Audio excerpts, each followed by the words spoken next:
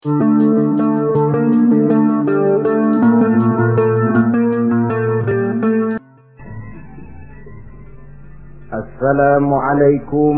warahmatullahi wabarakatuh.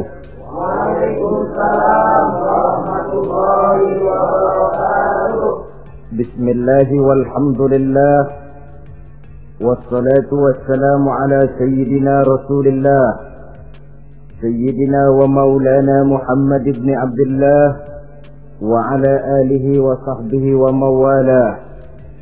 Amma ba'du, subhanaka la ilma lana illa ma 'allamtana innaka antal alimul hakim. La haula wa la quwwata illa billahil aliyyil azim. Saudara-saudara kaum muslimin rahimakumullah, ada 3 perintah Allah yang berangkai dalam Al-Quran yang menurut para ulama tidak diterima yang satu apabila yang lain tidak dikerjakan. Di antaranya ayat aqimus shalah wa atuz zakah.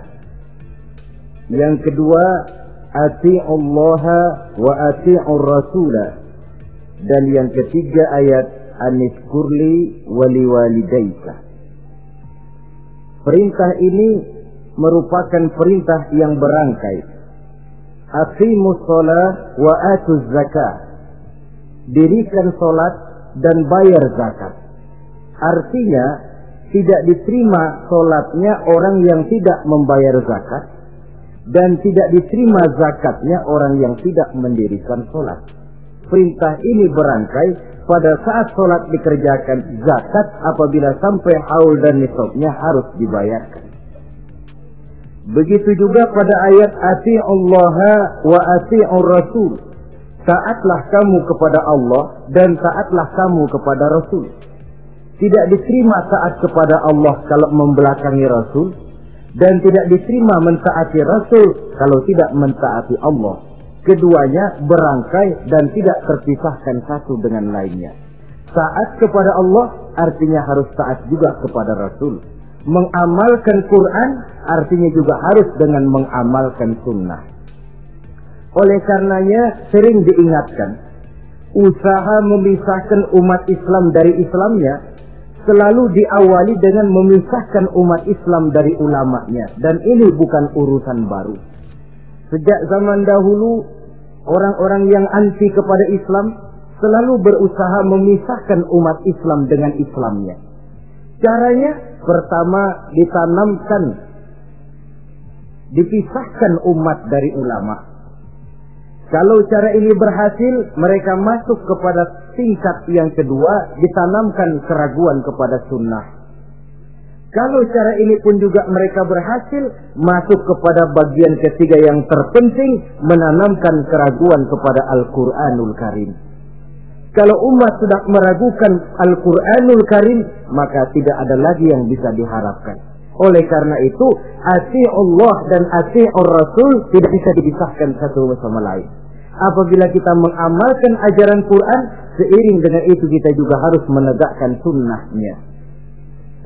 Adapun ayat yang ketiga yang merupakan perintah berangkai ini, anishkurli wali walidaika, kata Allah.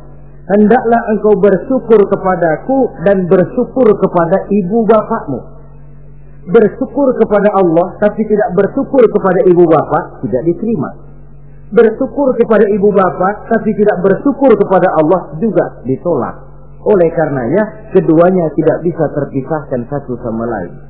Orang yang pandai bersyukur kepada Allah, dia harus pandai juga bersyukur kepada ibu dan bapaknya.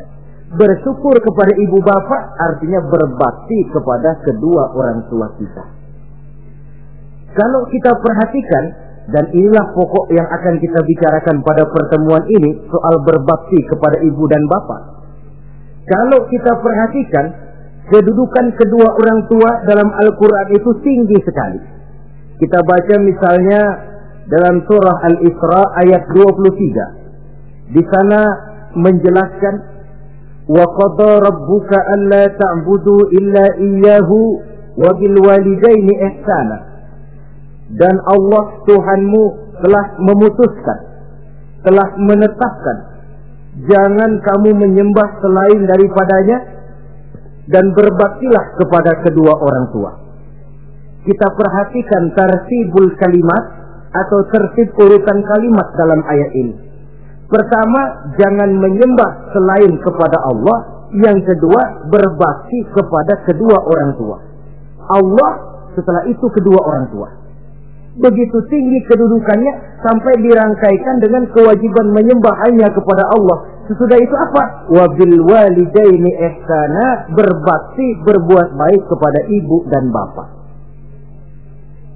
Lalu dalam surah An-Nisa ayat 36 kita temukan wa'budullaha wa la tusyriku bihi syai'a wa bil walidaini ihsana. Sembahlah Allah, jangan engkau sekutukan ia dengan sesuatu pun, dan berbuat baiklah kepada kedua orang tuamu. Lagi-lagi di sini perintah bertauhid, perintah menyembah hanya kepada Allah dirangkaikan dengan perintah berbakti kepada kedua orang tua. Dalam kehidupan sehari-hari biasanya perintah penting lahir pertama, perintah penting kedua lahir pada urutan kedua. Dari segi prioritas kita bisa melihat tingginya kedudukan kedua orang tua kita di dalam kehidupan ini. Lalu orang tua adalah bapak dan ibu. Keduanya mempunyai peranan yang sangat besar sejak lahirnya kita ke alam dunia ini sampai kita meningkat menjadi anak-anak, remaja, dewasa. Bapak misalnya kita lihat sibuk mencari nafkah, ia pergi pagi pulang sore peras keringat banting tulang karena cita dan harapan agar anaknya kelak hidup lebih baik dari dia sekarang ini, dan untuk itu dia rela peras keringat banting tulang. Seolah-olah dia berkata, ayahmu biarlah kaki jadi kepala, kepala jadi kaki, asal kau kelak jadi orang. Yang kadang-kadang setelah kita sang anak ini jadi orang, sering lupa kacang akan kulitnya. Sehingga boleh jadi orang lalu berkata, kalau orang tua kaya, anak jadi raja. Kalau anak yang kaya, orang tua sering jadi budak. Orang tua kaya, anak jadi raja. Apa yang dia mau jadi kenyataan. Tapi kalau anak yang kaya, kadang-kadang orang tuanya yang jadi budaknya. Lalu di samping sibuk mencari nafkah, bapak juga memberikan perlindungan dalam kehidupan ini. Menjadi simbol wibawa yang pada suatu saat kita akan merasakannya kalau dia sudah tidak ada. Begitu barangkali kecenderungan orang, seperti kata Imam Al-Ghazali, kamu baru merasa pentingnya suatu nikmat kalau dia sudah hilang dari diri kamu. Kita baru terasa pentingnya sehat kalau lagi sakit. Baru tahu pentingnya gigi kalau lagi sakit gigi. Baru tahu pentingnya telinga kalau lagi budak. Tetapi pada saat normal, kita menganggap itu sesuatu yang biasa. Bukankah keberadaan seorang bapak dalam hidup ini, di samping dia pelindung, juga menjadi simbol wibawa dalam kehidupan di masyarakat? Orang sering berkata, gue bukan takut sama lo, gue segan sama orang tua lo.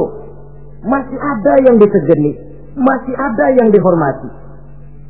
Pantas saja kalau kita ambil dari sejarah, ketika baginda Rasul ditinggal wafat oleh Khadijah, oleh pamannya Abu Thalib, gangguan kafir Quraisy makin meningkat. Kenapa? Kemarin-marin mereka mau menghadang Nabi, mau menghantam Nabi, masih mandang Khadijah binti Khuwailid, seorang bekas janda bangsawan. Mereka masih memandang Abu Thalib, orang tua yang disegani. Sekarang dua-duanya sudah tidak ada, apalagi yang mau disegani, hantam saja sudah Muhammad. Itu pun dirasakan oleh pribadi Nabi kita.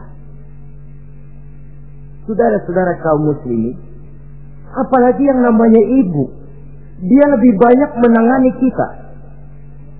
Pantas kalau Rasul satu saat ditanya orang, ya Rasul, siapa sih yang paling harus saya taati di dunia ini? Ibumu. Lalu siapa lagi ya Rasul? Ibumu. Kemudian setelah itu siapa ya Rasul? Ibumu. Setelah itu siapa ya Rasul? Bapakmu. Ibu, baru bapak. 3 berbanding 1. Kenapa harus begitu? Kita lihat Pertama, yang namanya ibu, sejak proses kehamilannya sudah istilah Quran hamalathu wahnan ala wahnin. Dia mengandung kita dalam keberatan yang bertumpuk di atas keberatan, berat kuadrat. Bahkan sebelum itu, sejak ngidam anaknya, ibu kita itu sudah kita siksa. Yang kepengen dimakan, yang bukan-bukan, muntah nggak karu-karuan, keinginan yang tidak musim. Sampai ketika terjadi proses kehamilan, dari hari ke hari hamilnya makin lama, makin berat, makin lama, makin besar. Kemana-mana dibawa, belum pernah ditaruh. Ini berat, mau ke pasar, taruh dulu sebentar. Tidak. Itu ya saudara, orang hamil itu ya, saya sendiri alhamdulillah belum pernah hamil. Tapi kalau kira-kira 2 kilo, itu ada itu. Umpama pengen ngerasain, cari kelapa yang beratnya kira-kira 2 kilo, jantung di perut kemana-mana bawa. Apa enak kayak begitu? Kehamilannya makin lama makin besar, makin lama makin besar. Tidurnya pun sudah serba sulit dan serba salah. Sampai dia kepada saat kelahirannya, saat melahirkannya, berhadapan dengan 2 pilihan. Kalau tidak hidup, mati. Dan seorang suami tidak pernah menghadapi saat-saat kritis macam gitu. Paling-paling waktu istrinya melahirkan, dia cuma nungguin di depan pintu. Bingung, gelisah, tapi masih sempat ngerokok. Si istri sudah pasrah berhadapan dengan kalau tidak hidup, mati. Saudara hadirin yang saya hormati, dalam pilihan itu dia lahirkan anaknya ke alam ini. Dan maha adil Allah. Andai kata pun seorang perempuan salah dalam perjuangan ketika melahirkan anaknya, dia meninggal, dia mendapat pahala seperti orang yang mati syahid. Sebab orang mati syahid itu ada 3 macam. Ada syahid dunia akhirat. Ini orang yang pergi perang membela agama, niatnya karena Allah, dia gugur di medan perang, syahid dunia akhirat. Tidak usah dimandikan, dikafankan, disolatkan, dikubur dengan pakaian yang dia pakai, yang berlumur darah itu. Yang kedua, ada orang mendapat syahid akhirat. Artinya, mendapat pahala seperti pahalanya orang yang mati syahid. Tetapi jenazahnya tetap wajib diurus seperti biasa. Dimandikan, dikafankan, disolatkan. Hanya pahalanya seperti pahala orang mati syahid. Siapa mereka? Al-Gharik. Orang yang mati tenggelam, kelelep di kali, itu mati syahid, syahid akhirat. Apalagi sahibul hadmi, orang yang tertimpa benda keras secara mendadak, mati syahid, syahid akhirat. Di dunianya tetap wajib diurus seperti biasa. Saudara lagi jalan enak-enak ketiban batu 2 ton, mati, mendapat pahala syahid, syahid akhirat. Tapi jangan diniatin. Kalau diniatin, saya mah pilih selap aja dah. Lu nyebur ke kali, mati syahid. Tidak. Konyol malah itu, bunuh diri namanya. Nah, di antaranya yang mati syahid itu perempuan yang meninggal pada saat melahirkan anaknya. Tapi masalah kita dalam pilihan antara hidup dan mati, dia lahirkan anaknya ke alam ini. Lalu proses mengasuh dan membesarkan lebih banyak sang ibu ketimbang sang bapak. Tengah malam, bapaknya sudah asik tidur lelap. Si ibu masih saja berkutat dengan anak bayinya. Dibungkusnya pakaian, si anak pun pipis digantinya itu. Setelah itu dijaganya juga dari gigitan nyamuk. Sehingga pepatah bilang kasih ibu sepanjang jalan, kasih anak sepanjang galah. Ini berarti bahwa bagaimanapun upaya hendak menebus jasa daripada ibu, memang sulit untuk tersebut. Oleh karenanya saudara-saudara, pantas saja kalau Nabi sampai 3 kali ibumu, ibumu, ibumu, setelah itu bapakmu. Nah, Oleh karenanya, apa sebenarnya kewajiban seorang anak kepada kedua orang tuanya? Dengan kata lain, bagaimana kita berusaha untuk berbakti kepada ibu bapak ini? Di dalam kitab Tanbihul Ghafilin ada dijelaskan, lil walidi 'alal waladi asharatu huquqin. Orang tua mempunyai 10 hak terhadap anaknya. Dengan kata lain, kewajiban anak kepada orang tuanya ada 10. Pertama, at-ta'am in ihtaja. Memberikan kedua orang tua makan kalau dia keduanya memerlukan makanan. Malah yang lebih ideal dia usahakan agar makanan yang diberikan kepada kedua orang tuanya lebih baik dari yang dia makan sendiri. Kita kadang-kadang beli juga kue, buahan, tapi kita sortir dulu. Rambutan yang kontes-kontes kasih babak sono. Saudara hadirin yang saya hormati, suatu saat Nabi Musa pernah memohon kepada malaikat Jibril, "Ya Jibril, tolong tunjuki siapa kira-kira teman saya di surga nanti." Lalu Jibril mohon kepada Allah, Allah memberitahu Jibril kasih tahu Musa, temannya di surga nanti tukang daging di pasar, jualannya di pojok parasnya begini-begini, semin. Nabi Musa ingin tahu apa keistimewaan tukang daging ini, kok akan jadi teman saya di surga nanti. Dia samperin, "Assalamualaikum." "Waalaikumsalam."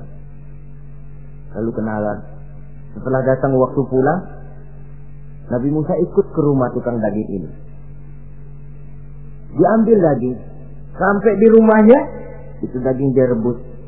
Dia rebus, matang, dia hidangkan kepada ibunya yang sudah tua renta. Disuapinya ibunya. "Tiap hari kamu kerjakan ini?" "Tiap hari," kata si anak tadi. "Saya beri makan kedua orang tua ibu saya yang sudah tua renta itu." Si ibu setelah disuapin oleh anaknya berdoa, "Allahumma ja'al ibni jalisa Musa fil jannah."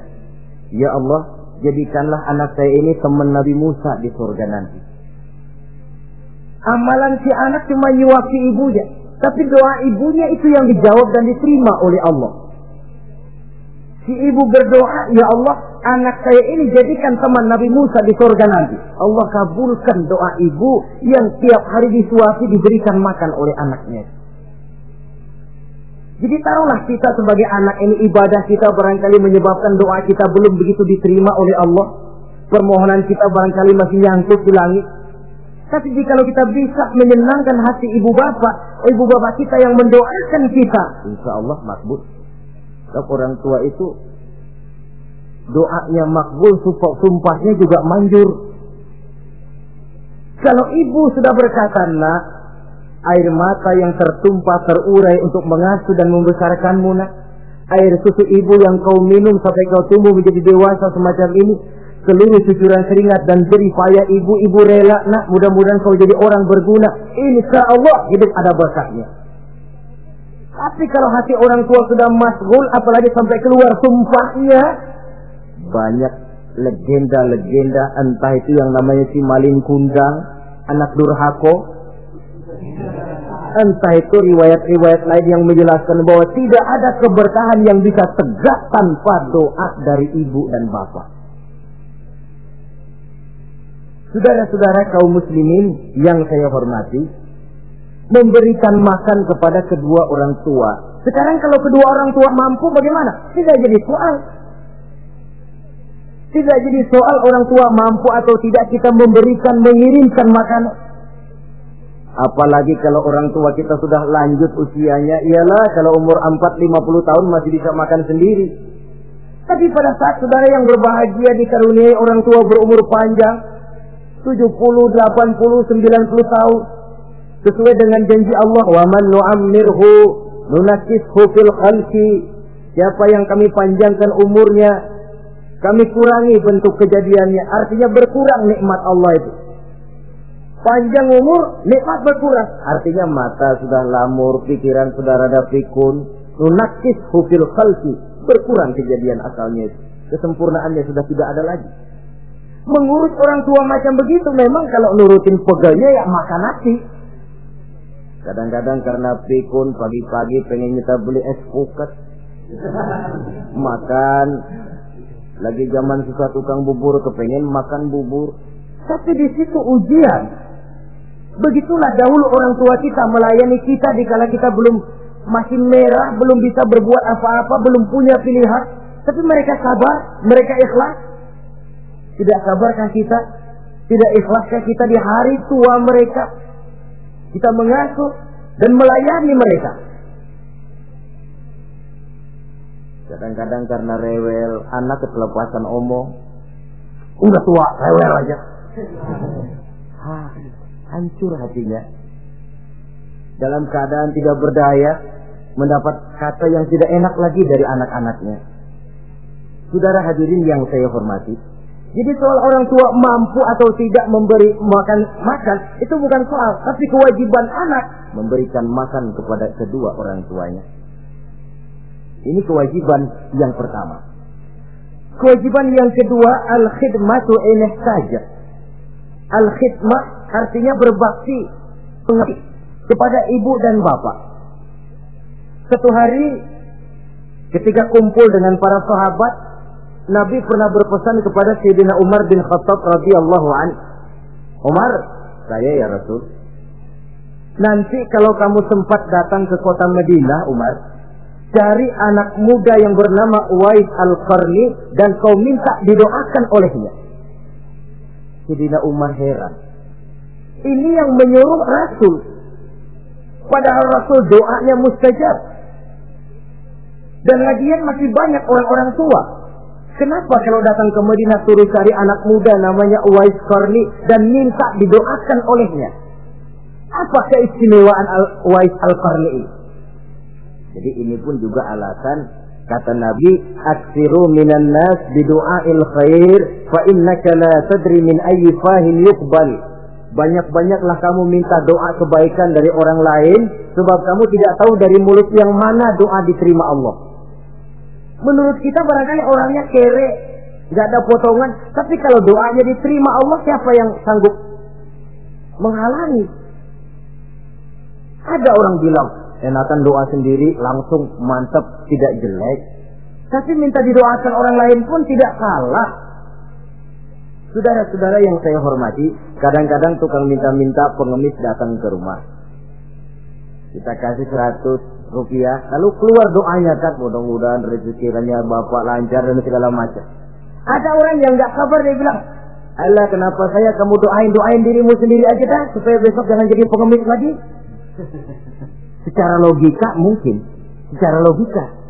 Tapi agama bukan cuma logika.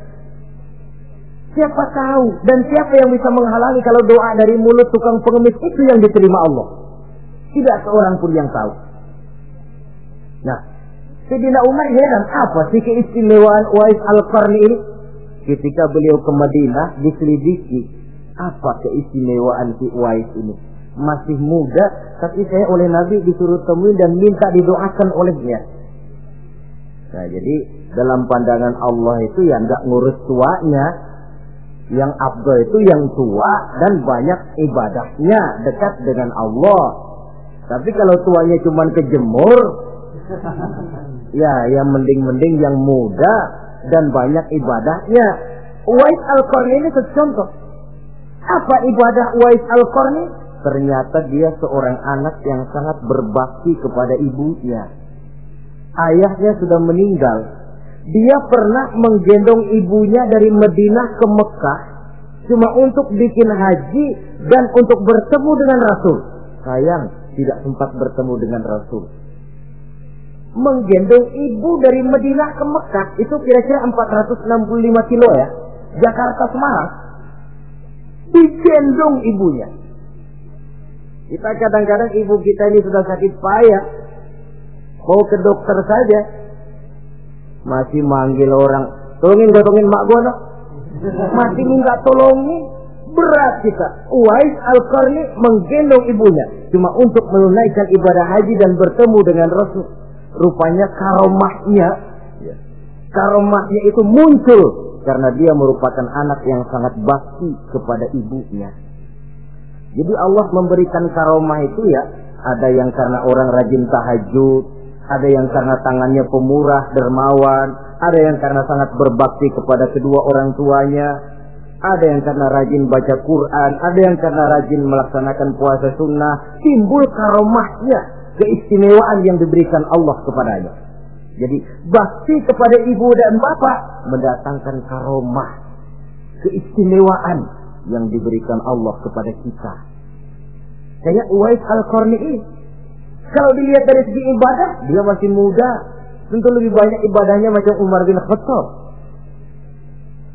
Tapi karena baktinya kepada ibunya, sampai Nabi pesan kepada Umar, kalau kau sempat ke Madinah, cari anak muda bernama Uwais Al-Qarni, minta didoakan olehnya. Artinya doanya dikabul oleh Allah Subhanahu wa ta'ala. Saudara-saudara kaum muslimin yang berbahagia. Kewajiban yang ketiga, al-ijabatu in da'a. Menjawab, memenuhi panggilan orang tua apabila keduanya memanggilmu. Menjawab panggilan kedua orang tua. Dan cara menjawab ini pun Al-Quran memberikan tuntunan etiknya. Wala taqul lahuma uffin. Jangan kepada kedua orang tuamu ngomong uff. Uff, hus, oi. Itu dianggap kurang etis. Saudara hadirin yang saya muliakan, menjawab panggilan orang tua merupakan kewajiban anak dan merupakan hak dari orang tuanya. Dia berhak untuk dijawab panggilannya dan anak berkewajiban untuk menjawab panggilan orang tuanya. Mari kita ikuti satu riwayat bahwa ada seorang anak muda yang soleh, tekun melaksanakan ibadah, namanya Juraij. Satu hari Juraij ini sedang sholat sunnah. Ketika dia sedang sholat itu, ibunya manggil, Juraij, kan? Juraij, sini sebentar. Ibunya rupanya tidak tahu kalau Juraij sedang sholat. Mendengar panggilan ibunya, Juraij bimbang dalam hati. Allahumma ummi am sholati. Ya Allah, sembahyang saya terusin atau panggilan ibu yang saya jawab? Saya sholat sunnah, tapi menjawab panggilan ibu wajib. Mana ini? Bimbang. Dia, ibunya manggil lagi, Juraij ta'ali, Juraij sini. Makin bimbang. Allahumma ummi am sholati. Ya Allah, yang mana? Sholat terus atau menjawab panggilan ibu? Rupanya dia pilih sholat terus, saudara-saudara. Dia tidak jawab panggilan ibunya.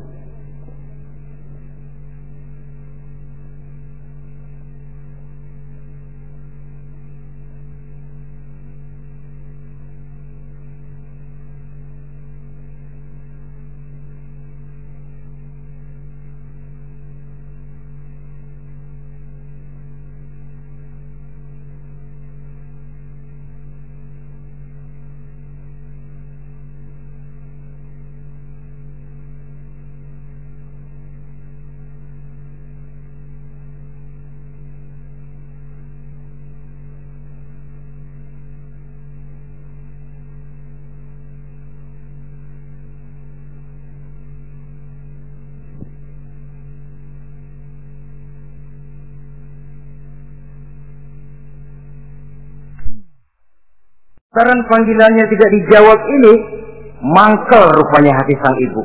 Ya Allah, Juraij ini, saya lahirkan dia antara pilihan hidup dan mati. Saya asuh dan saya besarkan dia. Cuma saya panggil tidak mau menjawab, sakit hati saya. Keluar katanya, ya Allah, jangan mati Juraij sebelum dia bertemu orang jahat. Nah, berlalulah riwayat ini. Hari berganti hari, bertukar minggu pergi, datanglah bulan. Kesolehan anak muda yang bernama Juraij ini terkenal ke seluruh kampung. Dan biasa, kalau ada orang yang soleh, apalagi dia masih muda, yang usil banyak. Dan yang usil ini selalu berusaha mencari jalan bagaimana menghancurkan Juraij ini. Saudara hadirin yang saya hormati, akhirnya mereka begini aja.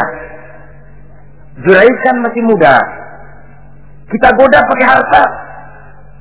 Tidak mungkin. Juraiz itu bukan orang yang mata duitan, dia tidak akan luluh oleh harta. Kita tawarkan kedudukan, juga tidak bisa. Begini saja, dia kan masih muda tuh. Iya. Umpamin perempuan aja dah. Kirim cewek yang rada kece.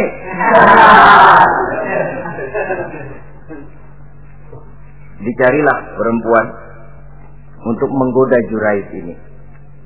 Sampai satu malam Juraiz sedang ibadah di mihrab dalam masjid, masuk perempuan ini dengan langkah gemulai, dengan suara merdu mendayu-dayu, mencoba merayu, membujuk, mempedaya, mempesona Juraiz. Tapi nggak kena. Sejak dari berpakaian lengkap si perempuan ini, sampai bahasa Arabnya Uryanun Thalik, tanpa kehelai benang pun lagi lekat di badannya. Menggoda Juraiz, memegang Juraiz, muter-muter di depan Juraiz, tanpa selembar benang pun lekat di badannya. Juraiz mantap.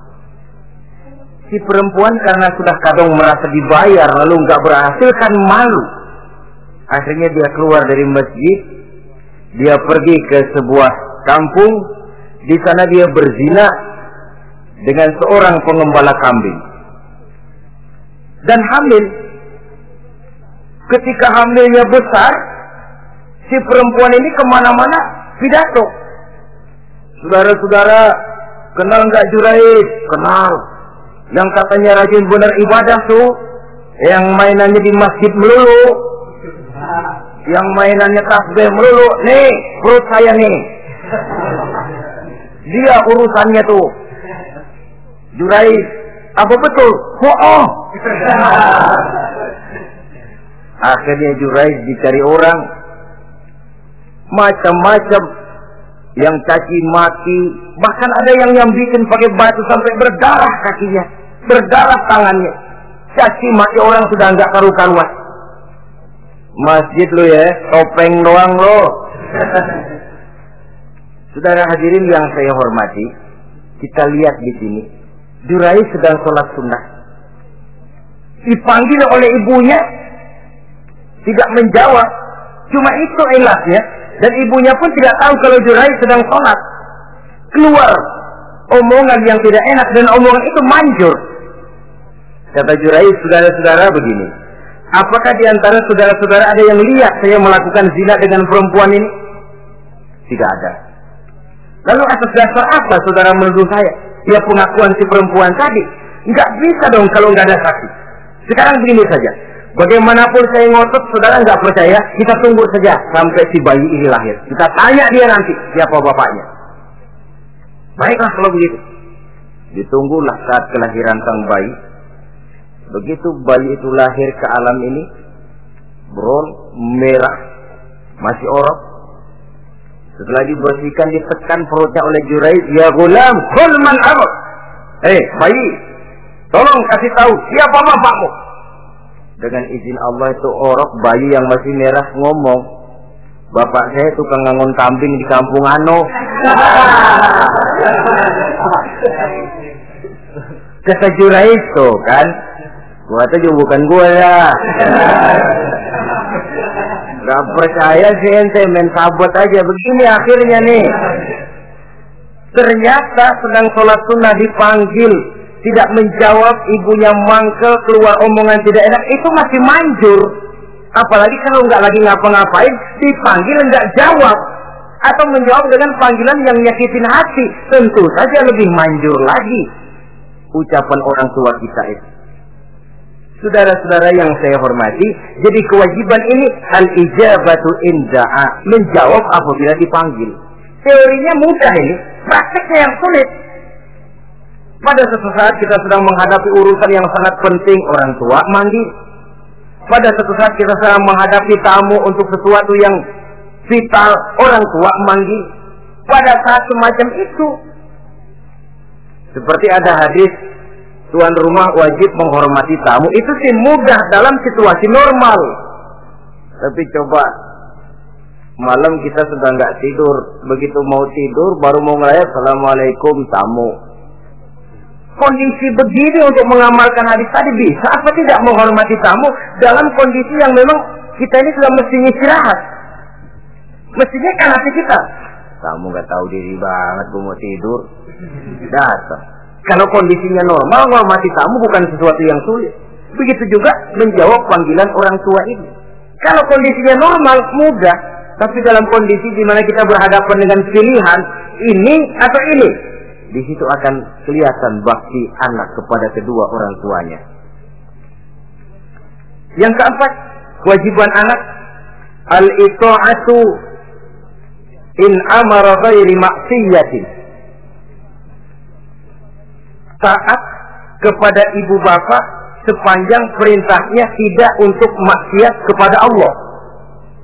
Kalau sudah perintahnya untuk maksiat, gugur kewajiban untuk taat. Umpamanya ada orang tua ngajak anaknya, "Nak, Om, warung pojok yuk." "Ngapain, Mbak?" "Kita seler." Umpama anak tidak wajib taat. Atau ada orang tua musyawarah sama anaknya, "Nah, gimana kalau kita pindah agama saja?" Tidak wajib taat. Sepanjang perintah itu tidak untuk melakukan maksiat kepada Allah, anak wajib taat. Dan jangan lupa, kewajiban taat kepada kedua orang tua di bawah kewajiban taat kepada Allah dan Rasulnya. Allah dan Rasulnya, setelah itu ibu bapak.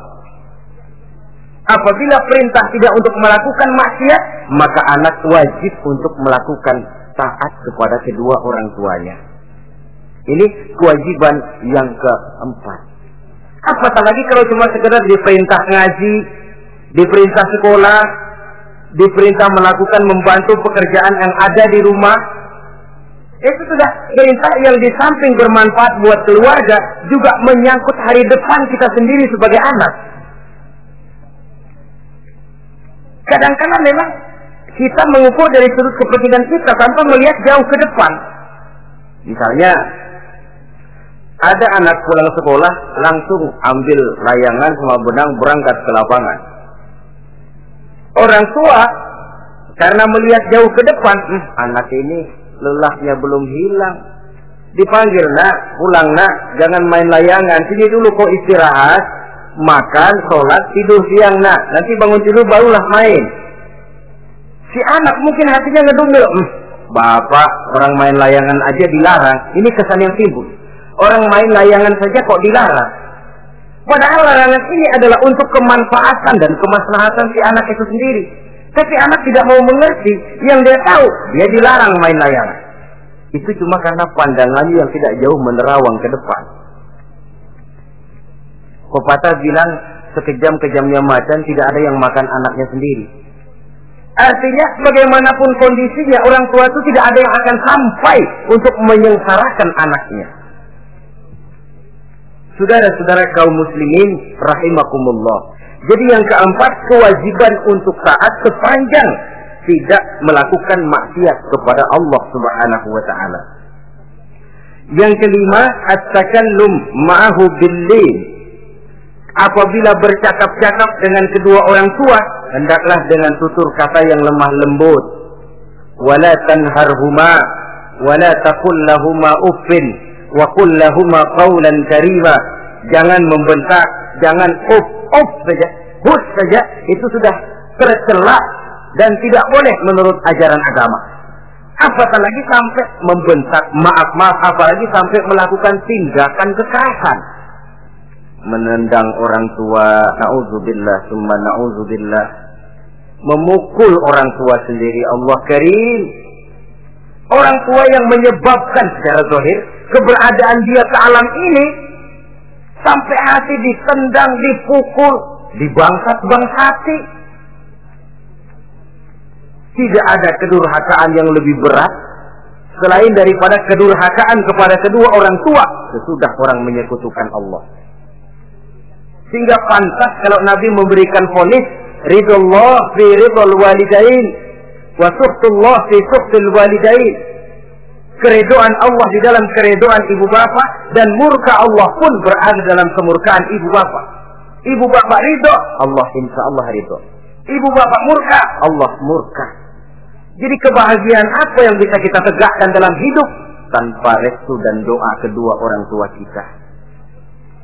Si anak mungkin karena pendidikannya lebih tinggi, pengalamannya lebih luas, pergi ke mancanegara, bisa segala macam bahasa, dididik secara canggih.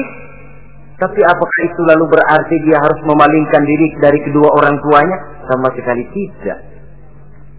Disinilah unsur yang namanya keberkahan. Maka sering dijelaskan orang tua adalah keramat hidup. Kita sering ziarah.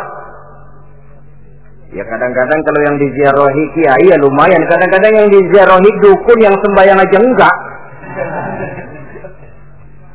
Cari mbah ano, cari ambah ano, cari keramat ano, cari keramat ini, cari keramat itu. Dan jangan lupa di beberapa daerah yang namanya kiai itu ya, yang disebut kiai, bukan cuma orang yang ngerti agama. Ya kalau saudara ke keraton Jogja malah segala gerobak namanya kiai. Iya toh, kereta kencana itu. Degung namanya kiai. Lalu jangan lupa itu.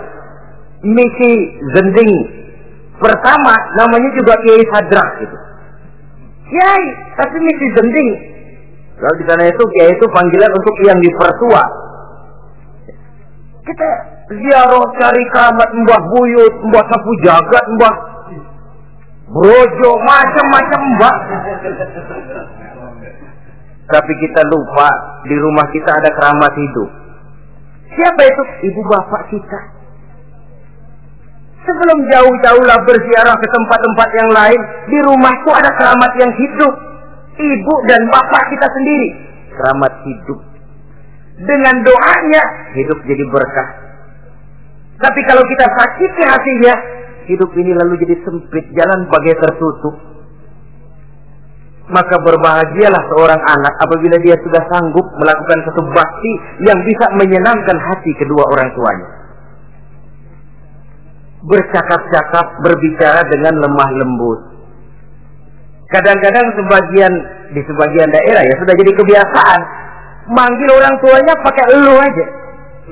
Bapaknya dianggap CS. Salaman juga main kedet aja. Halo be. Di samsu bapaknya nggak boleh meleng, main buat aja. Dari panggilan saja, saudara hadirin yang saya muliakan, sudah memberikan cermin. Sebab bahasa adalah cermin dari pribadi orang. Kalau kepada orang tua kita sendiri kita memakai ke bahasa yang kasar, cermin bahwa pribadi kita memang pribadi yang kasar. Jadi pantas kalau agama mengatakan, apabila kedua orang tuamu sudah mencapai usia lanjut, wala tanharhuma, jangan membentak, wala taqul lahuma uffin, jangan berbicara uff, wa qul lahuma qaulan karima, sampaikan berbicara kepadanya dengan qaulan karima, kata-kata yang mulia, bukan kata-kata yang bagus dan indah diminta, qaulan karima, kata-kata yang mulia. Ya Allah, luhur, indah betul bahasa Quran ini. Berbicara kepada kedua orang tua dengan kata-kata yang mulia. Jadi sekedar itu saja tidak boleh, konon lagi sampai membentak. Termasuk orang tua ini yang mertua. Kalau orang tua kan tiga loh. Orang tua yang menyebabkan kita lahir ke dunia, ibu bapak kita. Orang tua yang mempercayakan anaknya kepada kita, mertua kita. Dan orang tua yang mendidik kita, guru kita. Ketiganya berfungsi orang tua. Kewajiban ini juga berlaku.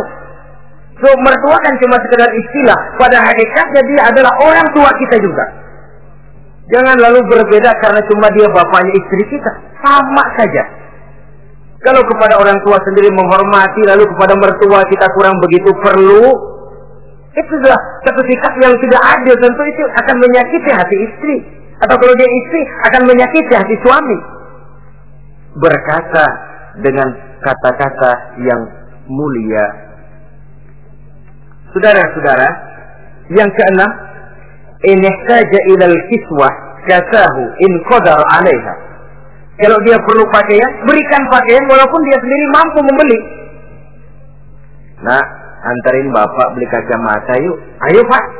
Sudah sampai di toko kacamata, bayar oleh anaknya.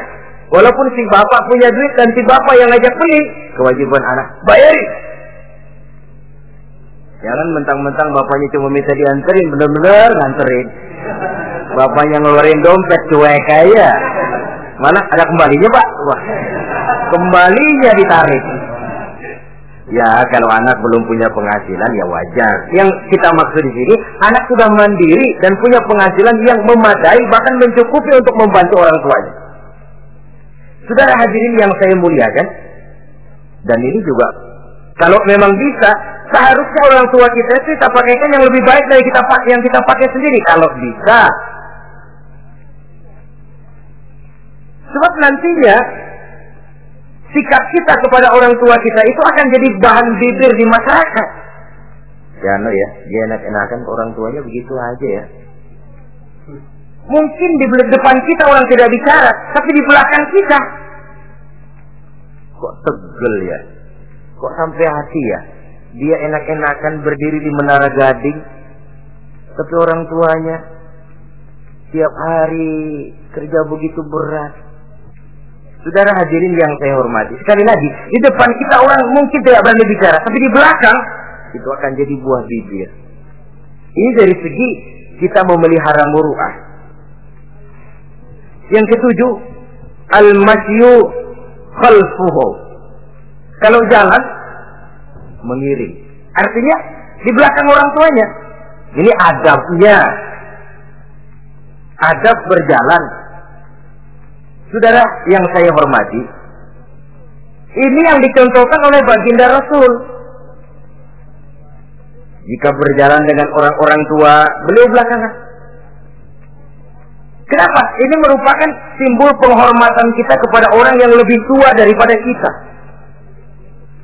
Tidak mentang-mentang karena pendidikan lebih tinggi, merasa dirinya lebih tahu, lebih pengalaman, selonong boy.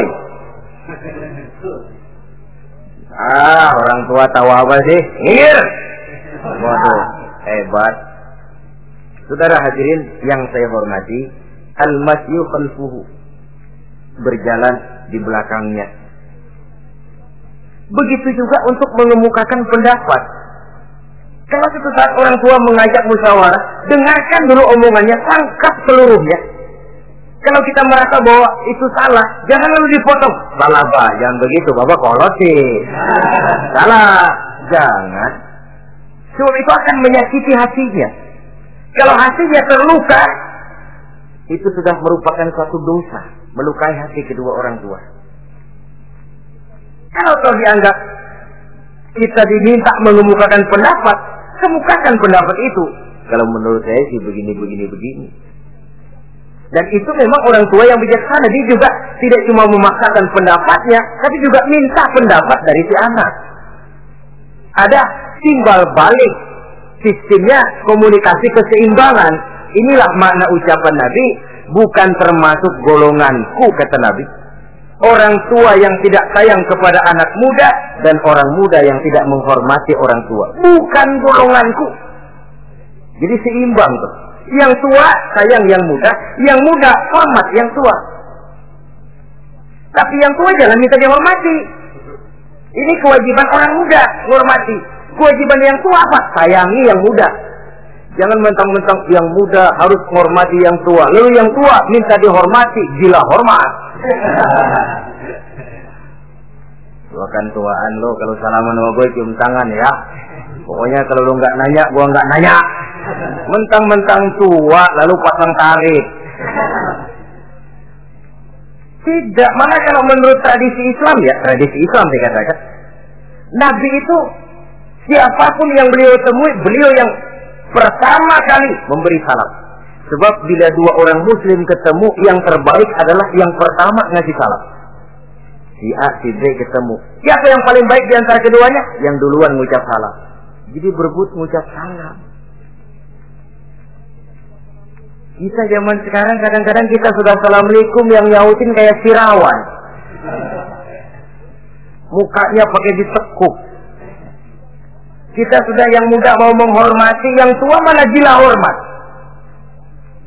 Yang muda jangan cuma minta disayangi, tapi nggak sanggup menghormati yang tua. Sistem keseimbangan. Yang tua sayang yang muda hormat kepada yang tua. Kalau ini terwujud, nikmat kehidupan bermasyarakat ini. Kadang-kadang kan pincang, yang tua nggak sayang sama yang muda. Ada bakat-bakat terpendam yang mau maju dianggap saingan. Kalau yang begini maju rusak gua nih. Lalu diseken. Lalu yang muda pun karena merasa pendidikan lebih tinggi, pandangan lebih luas, nyelongcong jadinya. Kurang ajar sama yang tua. Timbul gap, timbul misunderstanding, salah pengertian. Kalau sudah begitu, kesatuan dan persatuan sulit diwujudkan. Maka usaha pun lalu tidak seperti yang seharusnya. Saudara-saudara yang saya hormati, yang ke-8 sekarang, kewajiban anak itu apa? Al-irda'u lahu bima radiya li nafsihi. Mencari keredoan dari orang tua tentang sesuatu yang dia ridho. Artinya orang tua kita senang apa? Kita berusaha senang itu. Mengukur orang tua itu dengan diri. Ukurannya diri. Yang orang tua kita senang, kita berupaya senang. Orang tua kita senang ngaji, berusahalah kita untuk senang hadir di majelis taklim. Orang tua kita senang baca Quran, kita juga berupaya senang baca Quran. Sebab yang paling membesarkan hati orang tua sesungguhnya tidak lain kalau dia melihat anaknya ini sesuai dengan yang dia harapkan. Oh, kalau sudah begitu orang tua itu cucuran keringatnya, peras keringat, banting tulangnya, jibakunya, rasanya hilang capeknya. Kebahagiaan orang tua tidak cuma kalau anaknya jadi kaya lalu mengantarkan makan, minum, buahan, peralatan yang serba lengkap, tidak. Lebih dari sekedar itu orang tua berharap dia bisa menerima pensiunan pahala dari meninggalkan anak yang soleh. Alangkah indahnya jika orang tuanya nanti wafat meninggalkan alam ini, anak-anak yang mengurung bumi di sekelilingnya, memimpin orang tuanya membacakan syahadat, anak-anaknya juga yang memandikan, anak-anaknya yang menyolatkan, anak-anaknya yang menurunkan dia ke liang lahat, anaknya yang mendoakan. Alangkah nikmatnya orang tua macam itu. Tapi kan langka. Di samping karena memang orang tua kurang mengarahkan, anak pun kurang perhatian ke arah itu. Begitu bapaknya mati, ambil mana ambil, suruh mandiin. Akan lebih baik kalau anaknya yang mandi. Tangga-tangga panggil nyembayangi, anaknya malah nonton dari jauh, enggak ikut nyembayangin, mau kok tegel. Kenapa enggak ikut nyembayangin? Ya enggak bisa sembayangin. Ya kalau macam Abu Nuwas dulu enggak bisa, masih ada akal. Ikut sembayang jenazah. Dia enggak tahu kalau sembayang jenazah itu cuma mandiri, enggak pakai ruku, enggak pakai sujud. Imam takbir dia takbir, begitu takbir kedua dia kira ruku dia. Habis takbir lagi sujud. Orang-orang kan ada yang sujud, bingung. Selesai ditanya dia, Bunda Was kenapa tadi pakai sujud? Dia bilang ini mayit dosanya kebanyakan.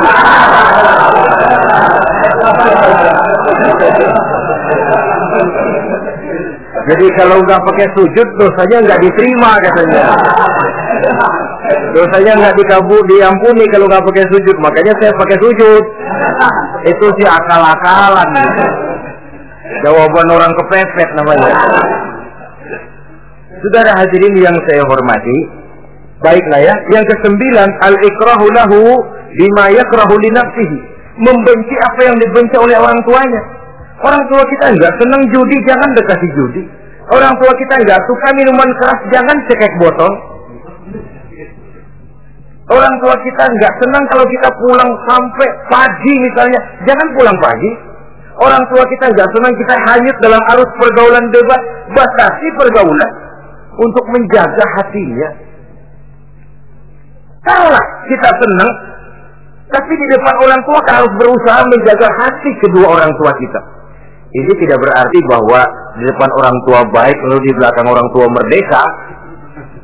Kalau di depan orang tua mah kalem, begitu orang tua hilang merdeka, lalu berbuat semau-maunya, tentu tidak. Lalu yang ke-10, ad-du'a lahu bil maghfiratul lama ja'ali nafsihi, mendoakan kedua orang tuanya tiap kali dia mendoakan dirinya. Ya, kewajiban anak tidak lupa tiap kali berdoa untuk dirinya, orang tuanya disertakan. Rabbighfirli wa liwalidayya, ampuni saya dan ampuni dosa ibu bapak saya. Pak, itu kalau orang tua masih hidup, ya. Sekarang kalau orang tua sudah meninggal, bagaimana berbaktinya? Gampang. Pertama, antasila akrabaihima, bersilaturahmi dengan kerabat yang ditinggalkan oleh orang tuanya. Jadi jangan setelah orang tua mati lalu kehabisan obor. Orang tuanya kita senang, anaknya kita benci, sama aja ngebenciin orang tuanya. Kan sering kejadian begitu. Zaman orang tuanya masih hidup, kawan medok, kawan lengket, orang tuanya udah mati, turunannya malah dimusuhin. Itu juga nyakitin orang yang sudah meninggal. Bersilaturahmi dengan kerabat yang ditinggalkan. Yang kedua, kalau orang tua sudah meninggal, cara berbuat baiknya bagaimana? Antastaghfirallahuma wa tad'u lahuma, mohon ampun dan mendoakan keduanya. Itulah jadi orang soleh nikmatnya. Sudah mati pun orang kita masih kebagian doa. Orang soleh kemana-mana didoakan orang. Dia lagi tidur, ada yang sembahyang. Dalam tahiyat dia baca Assalamu alaina wa ala ibadillahi sholihin. Ya Allah, berikan keselamatan kepada kami dan kepada hamba-hambamu yang soleh. Ini orang yang soleh, semua orang soleh kebagian doa itu. Walaupun dia lagi tidur, tidurnya didoakan orang. Dia sudah mati, kuburnya diziarahi orang, dibacakan doa. Lain kalau bajingan, liwat di kuburannya orang serem. Bajingan kemarin mati dipendam di sono. Lu jangan liwat sono, lu kesurupan. Liwat orang ngeri. Bagaimana lagi mau mendoakan? Yang ketiga, orang tua yang sudah meninggal itu cara berbaktinya wa anta tasaddaqu lahuma. Kalau ada rezeki, bersedekah atas nama keduanya. Pak, 100.000 untuk pembangunan masjid, saya lihat pahalanya untuk almarhum kedua orang tua saya. Insya Allah sampai. Oh, kalau tidak sampai, Rasul tidak akan mengajarkan badal haji itu. Untuk apa?